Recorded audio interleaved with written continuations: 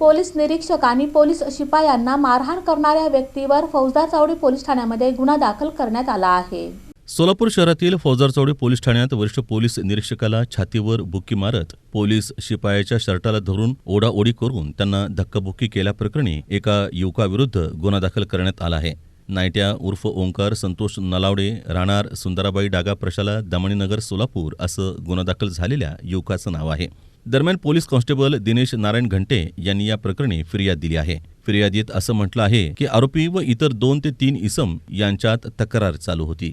आरोपी हा स्वतःहून रस्त्याच्या कडेला असलेल्या फुटपाथवर स्वतःचं डोकं आणि तोंड आपटून घेत असल्यानं त्याच्या डोक्यातून रक्त येत होतं।